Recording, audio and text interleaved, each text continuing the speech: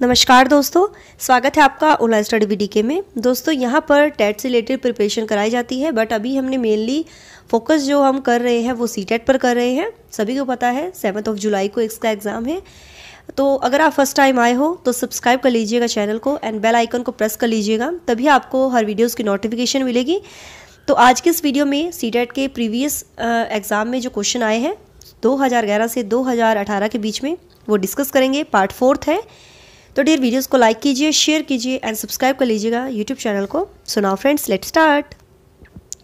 So question है, शिक्षार्थियों से यह अपेक्षा करना कि विज्ञान को उसी रूप में पुनः प्रस्तुत कर देंगे जिस रूप में उन्होंने उसे ग्रहण किया है। ठीक है, CTET 2016 में आया था। तो ऑप्शन जो सही होगा समस्यात्मक है, क्योंकि व्यक्ति अनुभवों को व्याख्या करते हैं और ज्ञान को ज्यों का त्यों मींस एज इट इज पुनः उत्पादित नहीं करते हैं। So third option is right. जब शिक्षार्थियों को समूह में किसी समस्या पर चर्चा का अवसर उनको दिया जाता है तब उनके सीखने का जो वक्र होता है CTET 2016 में आया था, तो सही होगा बेहतर होता है। विकास की गति एक व्यक्ति से दूसरे में भिन्न होती है, किंतु यह एक फिल करना नमूने का अनुगमन करती है। तो शिक्षण अधिगम प्रक्रिया में विकास की जो गति है एक व्यक्ति से दूसरे में भिन्न होती है, यह एक क्रमबद्ध और व्यवस्थित नमूने का अनुगमन करती है। सो सही आंसर इसका जो होगा फोर्थ ऑप्शन। विकास के लिए निम्नलिखित में से कौन सा एक उचित है? ओके, तो उचित बताना है। तो विकास जन्म के साथ प्रारंभ होता है, वो समाप्त हो जाता है, ये तो गलत होगा। विकास एकल आयामी है, ये भी गलत है। विकास पृथक होता है, ये भी गलत है। सामाजिक सांस्कृतिक संदर्भ विकास में एक महत्वपूर्ण भूमिका का निर्वाह करता है, तो ये सही होगा। Second option is right. CTET 2016 में ही आए थे। व्यक्तियों में एक दूसरे से भिन्नता क्यों होती है? तो ऑप्शन इसका जो सही होगा, आप भी पॉज करके पहले अपना आंसर लगाइएगा। तो वंशानुक्रम जो होती है जहां हमें विकसित होने की क्षमता प्रदान करता है, वही वातावरण इन क्षमताओं को विकसित होने के अवसर प्रदान करता है। इसीलिए व्यक्तियों में एक दूसरे से जो भिन्नता है वो वंशानुक्रम और वातावरण के बीच अन्योन्य क्रिया के कारण होती है। तो सही आंसर होगा थर्ड ऑप्शन।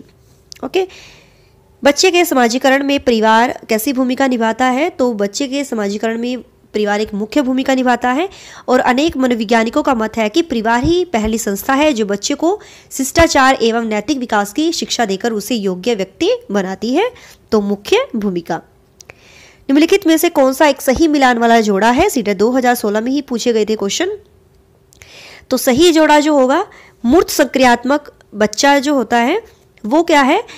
ये अधिगम प्रक्रिया में साधारण एवं वर्गीकरण करने योग्य हो जाता है, वो क्लासिफिकेशन वो करने लगता है। और इस प्रश्न में जो है मीन्स उसमें जो पूछा है सही मिलान वाला जोड़ा है, तो सही आंसर होगा फर्स्ट ऑप्शन। नेक्स्ट चलते हैं, ये भी CTET 2016 में ही आए थे। एक बच्ची कहती है धूप में कपड़े जल्दी सूख जाते हैं, वह फिल करने की समझ को प्रदर्शित कर रही है। तो यदि एक बच्ची यह कहती है कि धूप में कपड़े जल्दी सूख जाते हैं, तो वह कार्य कारण की समझ को वो प्रदर्शित कर रही है, क्योंकि उसे कपड़े सुखाने के तरीकों का उसको ज्ञान है। तो सही आंसर होगा थर्ड ऑप्शन। पियाजे के अनुसार बच्चों का चिंतन वयस्कों से ऑप्शन फिल करना इसमें में भिन्न होता है बिजाय फिल के।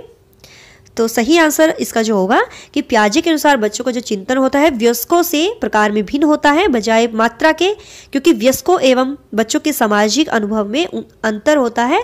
वयस्कों में समाजीकरण का स्तर अधिक होता है। तो थर्ड ऑप्शन इज राइट। निम्नलिखित में से कौन सा एक आधारभूत सहायता का उदाहरण है? तो सहायता का उदाहरण जो बताना है, सही आंसर जो होगा अनुबोधन और संकेत करना। ठीक है, और नाजुक स्थितियों पर मीन्स सेंसिटिव जो सिचुएशन होती है उन पर प्रश्न पूछना, ये आधारभूत सहायता के ये उदाहरण होते हैं। So first option is right. बाकी आप डियर पॉज करके आप देख लीजिएगा। तो अब चलते हैं नेक्स्ट क्वेश्चन की ओर डियर। ये है, शिक्षण में अध्यापकों के द्वारा विद्यार्थियों का आंकलन इस अंतर्दृष्टि को विकसित करने के लिए किया जा सकता है। ये CTET 2015 में आए थे अभी क्वेश्चन। तो देखते हैं, सही आंसर इसका जो होगा वो है सी ऑप्शन। शिक्षार्थियों की आवश्यकता के अनुसार शिक्षण उपागम में परिवर्तन करना। तो ये है जो आंकलन है विद्यार्थियों का आंकलन इस अंतर्दृष्टि को विकसित करने के लिए किया जाता है। ठीक है, तो सी ऑप्शन इज राइट। अधिगम अनुभवों को इस प्रकार से आयोजित किया जाना चाहिए जिससे अधिगम को सार्थक बनाया जा सके। नीचे दिए गए अधिगम अनुभवों में से कौन सा बच्चों के लिए सार्थक अधिगम को सुगम नहीं बनाता? तो नहीं बनाता है वो हमें पूछना है विषय वस्तु की केवल याद करने के आधार पर पुनरावृत्ति। तो केवल याद करने के आधार पर पुनरावृत्ति नहीं होनी चाहिए, तो फर्स्ट में ही हमें नेगेटिव मिल गया है। So first option is right. Okay, देखो विषय वस्तु पर प्रश्न बनाना ये सही है, परिचर्चा और वाद विवाद ये भी सही है, प्रकरण पर प्रस्तुतिकरण करना ये भी सही है, लेकिन ये सही नहीं होता है कि केवल याद करने के आधार पर पुनरावृत्ति। ओके, बच्चों को शाब्दिक या गैर शाब्दिक दंड देने का परिणाम होता है। तो क्या परिणाम होता है? उनके स्वयं के प्रति अवधारणा को नष्ट करना, कि उनकी जो खुद के जो कंसेप्ट है उसको नष्ट करना, वो होता है मीन्स ये दंड देने का परिणाम होता है। वर्बल या नॉन वर्बल दंड अगर हम देते हैं तो उनके स्वयं के प्रति जो अवधारणा है, जो उन्होंने कंसेप्ट को आत्मसात किया है, उसको नष्ट करना ये परिणाम होता है। तो डी ऑप्शन इज राइट। निम्नलिखित में से कौन प्रारंभिक बाल्यावस्था अवधि के दौरान उन भूमिकाओं एवं व्यवहारों के बारे में जानकारी प्रदान करते हैं जो एक समूह में स्वीकार्य है? तो सही आंसर इसका जो होगा प्रारंभिक बाल्यावस्था अवधि के दौरान, तो वो होते हैं माता पिता एवं भाई बहन। सो डी ऑप्शन इज राइट। विद्यार्थियों को स्वच्छता के लिए प्रेरित करने हेतु उन्हें स्वच्छता समिति का सदस्य बनाना प्रतिबिंबित करता है। सीटेट 2015 में आए थे क्वेश्चन। सो विद्यार्थियों को स्वच्छता के लिए प्रेरित करने के लिए उन्हें स्वच्छता समिति का सदस्य बनाना, तो ये करता है कि जो मोटिवेशन है, प्रेरणा है, उसको सामाजिक सांस्कृतिक संकल्पनाएं बनाना या उनमें डेवलप करना। ठीक है, तो ए ऑप्शन इज राइट। निम्नलिखित में से कौन सा आयु समूह प्रवर्ती बाल्यावस्था श्रेणी के अंतर्गत आता है? तो क्या होगा इसका आंसर? वो है 6 से 11 वर्ष। आर्जव तर्क देता है कि भाषा विकास व्यक्ति की नैसर्गिक प्रवृत्ति से प्रभावित होता है, जबकि सोनाली महसूस करती है कि यह परिवेश से प्रभावित होता है। आर्जव और सोनाली के बीच यह चर्चा किस विषय में है? तो क्या है?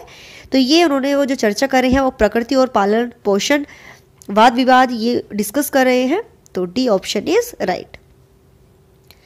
अध्यापिका ने ध्यान दिया कि पुष्पा अपने आप किसी एक समस्या का समाधान नहीं कर सकती, फिर भी वह एक वयस्क या साथी के मार्गदर्शन की उपस्थिति में ऐसा करती है। इस मार्गदर्शन को कहते हैं, तो क्या कहते हैं?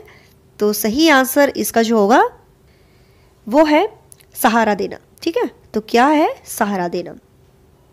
नेक्स्ट है, अध्यापिका ने एक कमेटी के प्रधान को सभापति के स्थान पर सभाध्यक्ष लिखा। यह संकेत करता है कि अध्यापिका सीटेट 2000 ये भी 15 में आया था, सीटेट 2015 में, तो वो है एक लिंग मुक्त भाषा का प्रयोग कर रही है। मीन्स सभापति ना कहकर वो सभाध्यक्ष उन्होंने लिखा है, तो वो लिंग मुक्त भाषा का प्रयोग कर रही है। सतत एवं व्यापक मूल्यांकन किस लिए आवश्यक है? तो किस लिए आवश्यक होता है डियर? तो शिक्षण के साथ परीक्षण का तालमेल बिठाने के लिए, शिक्षा बोर्ड की जवाबदेही कम करने के लिए, जल्दी की जाने वाली गलतियों की तुलना में कम अंतराल पर की जाने वाली गलतियों को सुधारना, या यह समझने के लिए कि अधिगम का किस प्रकार अवलोकन किया जाता है, दर्ज किया जाता है, वह सुधार किया जाता है। तो यही आंसर सी होगा, डी होगा। ठीक है, तो डी ऑप्शन इज राइट। अब चलते हैं नेक्स्ट क्वेश्चन की ओर। ये है संज्ञानात्मक विकास निम्न में से किसके द्वारा समर्थित होता है? तो ऑप्शन क्या सही होगा? तो इसका सही आंसर जो होगा, किसी भी प्रकार का मानव विकास एक समृद्ध और विविधतापूर्ण वातावरण में समर्थित हो सकता है। तो यही बात संज्ञानात्मक विकास के संबंध में कही जा सकती है। तो बी ऑप्शन इज राइट। ठीक है, निम्न में से कौन सा सीखने की शैली का एक उदाहरण है? सीटेट 2014 में आया था। तो चाक्षुष शैली के माध्यम से एक व्यक्ति आसानी से सीख सकता है। So D option is right. Feel करना है, प्रेरणाएं अनुभूतियों के संतुष्टिकरण की अवस्थाओं तक पहुंचने और व्यक्तिगत लक्ष्यों को प्राप्त करने की आवश्यकता को संबोधित करती है। ठीक है, तो भावात्मक जो प्रेरणाएं होती हैं वे व्यक्ति की भावनाओं से संबंधित होती है, जो व्यक्ति को उसका लक्ष्य प्राप्त करने के लिए अभिप्रेरित करती है। तो आंसर सही होगा ए ऑप्शन। सीटेट 2014 में आए थे। एक आंतरिक बल जो प्रोत्साहित करता है और व्यवहार परक प्रतिक्रिया के लिए बाध्य करता है एवं उस प्रतिक्रिया को विशिष्ट दिशा उपलब्ध कराता है। तो अभिप्रेरित जो होता है वो एक आंतरिक बल है जो व्यक्ति को लक्ष्य प्राप्ति के लिए विशिष्ट दिशा प्रदान करता है एवं उन्हें प्राप्त करने में सहायता भी करता है। तो सही आंसर होगा जो अभिप्रेरण। निम्नलिखित में से कौन सा कारक अधिगम को सकारात्मक प्रकार से प्रभावित करता है, पॉजिटिवली वो इफेक्ट करता है? तो आंसर होगा पूर्ण ज्ञान का वर्तमान के साथ अर्थपूर्ण जो संबंध है वो स्थापित करने से कोई भी व्यक्ति आसानी से वो सीख लेता है, इसीलिए यह अधिगम को सकारात्मक रूप से प्रभावित करता है। तो आंसर सही होगा बी, अर्थपूर्ण संबंध। प्रतिभाशाली शिक्षार्थियों को ऑप्शन यहाँ फिल करना है, से जुड़े प्रश्नों पर अधिक समय देने के लिए कहा जा सकता है। तो इसका आंसर देख लीजिए, कैसे प्रश्न से जुड़े मतलब कैसे जुड़े प्रश्न होते हैं अधिक समय देने के लिए कहा जाता है। तो प्रतिभाशाली शिक्षार्थियों में सर्जन की जो प्रवृत्ति होती है, छात्र जितने अधिक सर्जन संबंधी वो प्रश्न बनाएंगे उतने ही उनकी समझ बढ़ेगी। तो B option is right. CTET 2014 में ये आए थे। निम्न में से कौन सा गतिक संवेगात्मक बुद्धि से संबंधित है? गतिक इसमें जो पूछा है कौन सा कौशल संवेगात्मक बुद्धि से संबंधित है, तो सहानुभूति के अंतर्गत व्यक्ति स्वयं को दूसरों की परिस्थिति में रखकर वो सोच विचार करता है, ठीक है, जो कि उचित संवेगात्मक बुद्धि को दर्शाता है। तो वो है सी ऑप्शन। समानुभूति भी बोलते हैं, सहानुभूति देना भी बोलते हैं। तो सी ऑप्शन इज राइट। गणित में अधिगम योग्यता का आंकलन निम्न में से किस परीक्षण द्वारा सर्वाधिक उचित तरीके से किया जा सकता है? तो ऑप्शन जो सही होगा, जो डायग्नोस्टिक जो टेस्ट होते हैं में मुख्य अधिगम नियोग्यता मतलब अधिगम नियोग्यता का इसमें परीक्षण किया जाता है। वह व्यक्ति की विषय पर कमजोरी और मजबूती के बारे में सूचना देता है। तो फर्स्ट ऑप्शन इज राइट। प्रवाह पूर्णता, व्याख्या, मौलिकता और लचीलापन किसके साथ संबंधित होता है? ठीक है, तो क्या होगा, ये किससे होता है? एक जो प्रतिभाशाली जो व्यक्ति है उसके विचार सदैव प्रवाह पूर्णता, व्याख्या, मौलिकता उनमें पाई जाती है, लचीलापन से वो संबंधित होते हैं। सो डी ऑप्शन इज राइट। सभी के लिए विद्यालयों में सभी की शिक्षा निम्नलिखित में से किसके लिए प्रचार वाक्य हो सकता है? तो यह समावेशी शिक्षा का प्रचार है, क्योंकि सभी बच्चों के लिए खोले गए जो स्कूल है, सभी बच्चों को शिक्षा उसमें दी जाती है, चाहे बच्चा समर्थ हो या असमर्थ हो, सभी को शिक्षा प्राप्ति का पूरा अधिकार है। तो ए ऑप्शन इज राइट। अब चलते हैं नेक्स्ट क्वेश्चन की ओर। तो ये है आनुवांशिकता और पर्यावरण की भूमिका के बारे में निम्नलिखित में से कौन सा कथन है वो सत्य है? तो देख लीजिए क्या आंसर सही होगा। तो इसमें जो पूछा है कि आनुवांशिकता और पर्यावरण की भूमिका के बारे में कौन सा कथन सत्य है, तो सही आंसर होगा विकास के कुछ पहलू आनुवांशिकता और कुछ अन्य पर्यावरण से अधिक प्रभावित होते हैं। तो राइट आंसर होगा डी ऑप्शन। निम्नलिखित में से कौन सा कथन पियाजे के सिद्धांत के अनुसार कहा नहीं जा सकता? सीटेट 2018 में आए थे क्वेश्चन। बच्चे अपनी दुनिया के बारे में ज्ञान का निर्माण और उपयोग करते हैं, ये भी सही है। निरंतर अभ्यास से अधिगम होता है, ये भी जीन पिएजे ने बोला था। बच्चे अपने पर्यावरण पर क्रिया करते हैं, ये भी सही है। नहीं है पूछा तो यही आंसर सही होगा, विकास गुणात्मक चरणों में होता है। सो फोर्थ ऑप्शन इज राइट। निम्नलिखित में से कौन सी पूर्व संक्रियात्मक विचार की एक सीमा नहीं है? तो प्रतीकात्मक विचार का विकास, ये भी सही है। अहमन्यता, ये भी सही है। अनुक्रमणीयता, ये भी सही है। ध्यान केंद्रित करने की प्रवृत्ति, ये नहीं है। पूर्व संक्रियात्मक विचार की एक सीमा, तो ये नहीं है। सो फोर्थ ऑप्शन इज राइट। या फिल करना है कि अलावा निम्नलिखित कारणों से खेल युवा बच्चों के विकास में एक महत्वपूर्ण भूमिका निभाता है। के अलावा पूछा है जो नहीं होगा, तो वो है यह समय बिताने का एक सुखद तरीका है। ओके, निम्नलिखित में से कौन सा प्रश्न बच्चों को गंभीर रूप से सोचने के लिए आमंत्रित करता है कि बच्चे गंभीर रूप से सोचे, थिंकिंग स्किल उनकी डेवलपमेंट हो? पोस्ट कीजिएगा, सीटेट 2018 में आया था। विभिन्न तरीकों से हम इसे कैसे हल कर सकते हैं? ठीक है, तो थर्ड ऑप्शन इज राइट, क्योंकि ऐसे क्वेश्चन से बच्चे गंभीर रूप से सोचते हैं, जो उनकी थिंकिंग होती है उस पर कोई भी बाउंडेशन नहीं होती है, खुलकर वो सोचते हैं। तो third option is right. Next है, एक शिक्षिका अपने शिक्षण में दृश्य श्रव्य सामग्रियों और शारीरिक गतिविधियों का प्रयोग करती है, क्योंकि सीटेट 2012 में आया था, क्योंकि इससे अधिकतम जो इंद्रिय है उसका उपयोग करने को वो समर्थित करता है। सो फोर्थ ऑप्शन इज राइट। शिक्षक की सबसे मुख्य जिम्मेदारी है सीटेट 2012 में आया था। तो सबसे मुख्य जिम्मेदारी होती है कि विद्यार्थियों की विभिन्न अधिगम शैलियों के अनुसार उनको सीखने के मौके उनको उपलब्ध कराना। सो फोर्थ ऑप्शन इज राइट। एक शिक्षक सामान्यतः विद्यार्थियों को अलग अलग कार्य देता है, यह विश्वास करता है। क्या विश्वास करता है? तो सही आंसर इसका जो होगा वो हमें बताना है। तो क्योंकि एक शिक्षक सामान्यतः विद्यार्थियों को अलग अलग कार्य देता है, अलग अलग कार्य जब उनको देता है तो वह इस बात में मतलब वो उसमें विश्वास करता है। क्यों? क्योंकि विद्यार्थियों में व्यक्तिगत अंतर होते हैं, इसलिए उनको अलग अलग कार्य देता है। So third option is right. प्राथमिक कक्षा में सकारात्मक वातावरण निर्मित करने के लिए एक शिक्षक को सीटेट 2012 में आया था, समूह गतिविधियों के दौरान समाजमिति के आधार पर उन्हें अपने समूह बनाने की अनुमति देनी चाहिए। So first option is right. एक शिक्षिका अपनी कक्षा को शैक्षिक भ्रमण पर ले जाती है, क्यों? इसका आंसर हमें बताना है। तो राइट आंसर होगा सेकंड ऑप्शन। प्रत्यक्ष जब वो अवलोकन करते हैं, डायरेक्ट ऑब्जर्वेशन, उनके लिए बच्चों को अवसर उनको उपलब्ध कराने के लिए, ठीक है, तो ताकि बच्चे डायरेक्ट रूप से सीख सके, वो ऑब्जर्व करें बाहर जाकर। So second option is right. शिक्षार्थी जो पहले सीख चुके हैं उसकी पुनरावृत्ति और प्रत्यास्मरण में शिक्षार्थियों की मदद करना महत्वपूर्ण है। तो आंसर देख लीजिए, नई जानकारी को पूर्व जानकारी से जोड़ना सीखने को समृद्ध बनाता है। तो यही आंसर इसका जो सही होगा। जब जो प्रीवियस जो नॉलेज है उनमें न्यू इन्फॉर्मेशन उससे जब रिलेट होती है तो वो सीखने को इफेक्टिव बनाया जाता है, समृद्ध बनाता है। So first option is right. अगला है, निम्नलिखित में से कौन सा कथन सीखने के बारे में सही है?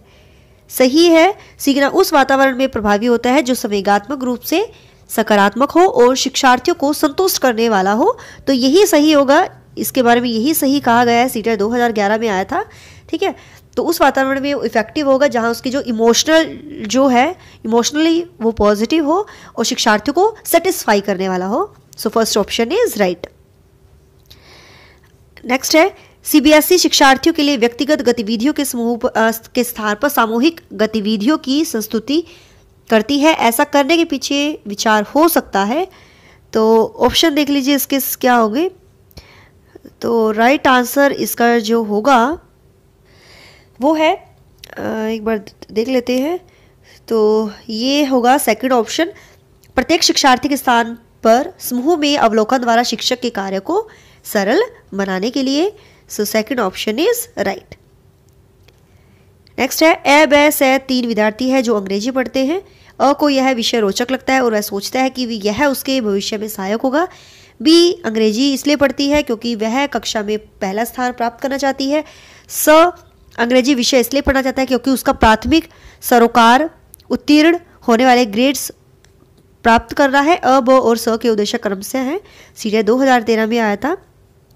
सही आंसर होगा निपुणता, निष्पादन और निष्पादन उपेक्षा। तो फर्स्ट ऑप्शन इज राइट। निम्न में से किसका मिलान उचित है? सीटेट 2013 में आया था, सामाजिक विकास और वातावरण। तो इनका मिलान उचित होगा। सीखना समृद्ध हो सकता है यदि वास्तविक दुनिया से उदाहरणों को कक्षा में लाया जाए, जो रियलिटी से जो एग्जाम्पल है वो कक्षा में प्रेजेंट किया जाए ताकि बच्चे एक दूसरे से इंटरेक्ट हो और शिक्षक उस प्रक्रिया को सुगम बनाए। So first option is right. Next है, अधिगम के प्रकरण में जो अभिप्रेरणा है, अभिप्रेरणा जो होती है वो हमें बताना है। सही आंसर इसका जो होगा, नए सीखने वालों में अधिगम के लिए रुचि का सृजन करता है। सो फोर्थ ऑप्शन इज राइट। निम्नलिखित में से कौन सी विशेषता आंतरिक रूप से अभिप्रेरित बच्चों के लिए सही नहीं है? तो सही नहीं है, सीटेट 2011 में आया था कि ये हमेशा सफल होते हैं। So third option is fourth option is right. Rajesh अति लोलुप पाठक है। वह अपने कोर्स की पुस्तकें पढ़ने के अतिरिक्त प्राय पुस्तकालय जाता है और भिन्न प्रकरणों पर पुस्तकें पढ़ता है। इतना ही नहीं, राजेश भोजन अवकाश में अपने परियोजना कार्य करता है। उसे परीक्षाओं के लिए पढ़ने के लिए अपने शिक्षकों अथवा अभिभावकों द्वारा कहने की भी जरूरत नहीं है और यह वास्तव में सीखने का आनंद लेता नजर आता है। उसे किसके रूप में सर्वाधिक बेहतर रूप में वर्णित किया गया है? तो वो आंतरिक रूप से अभिप्रेरित शिक्षार्थी है। सो फर्स्ट ऑप्शन ही राइट, मीन्स वो इंटरनली वो मोटिवेटेड है, ठीक है। तो फर्स्ट ऑप्शन इज राइट। छायांकित क्षेत्र सामान्य वितरण में उन शिक्षार्थियों को प्रदर्शित करता है जो उच्च प्रेरणा, उच्च सृजनात्मकता और उच्च बौद्धिकता, मीन्स ये जो है ये उच्च सृजनात्मकता और उच्च बौद्धिकता में आता है। तो सही आंसर होगा ये 3 पाई के बीच। ठीक है, अगला है तो डियर यही थे क्वेश्चन। तो 50 क्वेश्चंस हमने कंप्लीट कर लिए। पार्ट 4 था। अगर वीडियोस अच्छी लगी है सो प्लीज़ लाइक कीजिए, शेयर कीजिए एंड सब्सक्राइब कीजिए यूट्यूब चैनल को। टिल देन बाय बाय, रब रखा, जय भोलेनाथ।